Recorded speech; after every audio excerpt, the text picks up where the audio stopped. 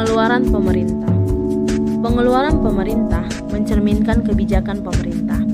Dapat dikatakan, apabila pemerintah telah menetapkan suatu kebijakan dalam membeli barang ataupun jasa, pengeluaran pemerintah mencerminkan biaya yang harus dikeluarkan oleh pemerintah tersebut untuk melaksanakan kebijakan tersebut. Nah, dalam teori pengeluaran pemerintah ini digolongkan menjadi dua bagian. Yang pertama, teori pengeluaran pemerintah berdasarkan teori makro, dan yang kedua, teori pengeluaran pemerintah berdasarkan teori mikro. Di sini kita akan mengulas satu persatu. Teori pengeluaran pemerintah berdasarkan teori makro. Di sini, teori makro mengenai perkembangan pemerintah dikemukakan oleh para ahli ekonomi dan digolongkan menjadi tiga golongan. Yang pertama, model pembangunan tentang perkembangan pengeluaran pemerintah, dan yang kedua, hukum Wagner mengenai perkembangan aktivitas pemerintah, dan yang ketiga, teori Peacock dan Weismann. Model pembangunan tentang perkembangan pengeluaran pemerintah. Model ini dikembangkan oleh ahli ekonomi bernama Rostow dan Mcgrath, di mana mereka mengatakan bahwa perkembangan pengeluaran pemerintah dihubungkan dengan tahap-tahap pembangunan ekonomi. Tahap-tahap pembangunan ekonomi di sini terbagi menjadi atau dibedakan menjadi tiga tahap. Yang pertama ada tahap awal, yang kedua ada tahap menengah, dan yang ketiga ada tahap lanjut. Tahap awal. Di sini investasi pemerintah terhadap total investasi mengambil peran terbesar dalam penyediaan sarana dan prasarana. Di sini pemerintahlah yang menjadi tolak ukur dalam penyediaan sarana dan prasarana, seperti misalnya pendidikan, kesehatan, sarana transportasi, dan sebagainya. Yang kedua, tahap menengah. Di sini, peranan pemerintah sudah tertutupi oleh peranan investasi, di mana di sini investasi swasta sudah mengambil peran terbesar dalam proses perkembangan pengeluaran pemerintah. Yang ketiga, tahap lanjut. Investasi pemerintah di tahap ini beralih dari yang dulunya menyediakan infrastruktur ke sekarang sudah menjadi ke aktivitas sosial.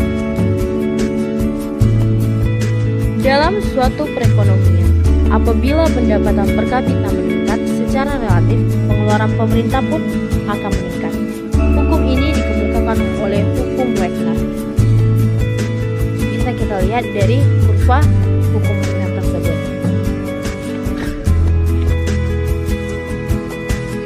Beda halnya dengan teori Peacock dan Weismann. Di sini mereka hukumnya mengatakan bahwa pemerintah senantiasa berusaha untuk memperbesar pengeluaran, sedangkan masyarakat tidak suka membayar pajak yang semakin besar untuk membiayai pengeluaran pemerintah yang semakin besar tersebut.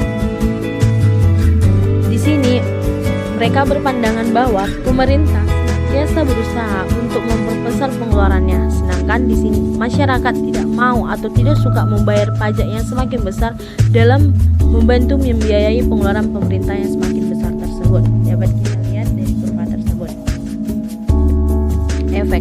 Efek dari suatu gangguan sosial. Yang pertama ada efek pengalian atau displacement effect, di mana efek yang terjadi karena adanya suatu gangguan sosial yang menyebabkan aktivitas swasta dialihkan pada aktivitas pemerintah. Yang kedua, efek inspeksi atau inspection effect, yaitu efek peningkatan pemerintah pasca atau sesudah displacement effect. Yang ketiga, efek konsentrasi atau concentration effect, yaitu adanya gangguan sosial. Teori pengeluaran pemerintah berdasarkan teori mikro, tujuannya terbagi menjadi dua. Yang pertama, menganalisis faktor-faktor yang menimbulkan permintaan akan barang publik. Dan yang kedua, menganalisis faktor-faktor yang mempengaruhi tersedianya barang publik. Penentuan permintaan dalam teori mikro. Seorang individu mempunyai permintaan akan barang publik dan swasta. Akan tetapi, permintaan efektif akan barang tersebut yang disediakan pemerintah dan swasta tergantung pada kendala anggaran atau budget constriction.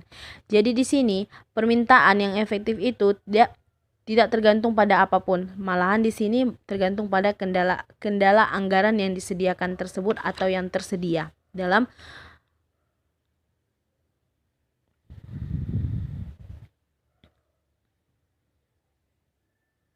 Perkembangan pengeluaran pemerintah dapat dijelaskan dengan beberapa faktor yang telah dijelaskan di bawah ini. Yang pertama, perubahan permintaan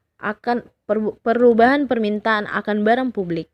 Yang kedua, perubahan dari aktivitas dalam menghasilkan barang publik dan juga perubahan dari kombinasi faktor produksi yang digunakan selama proses produksi.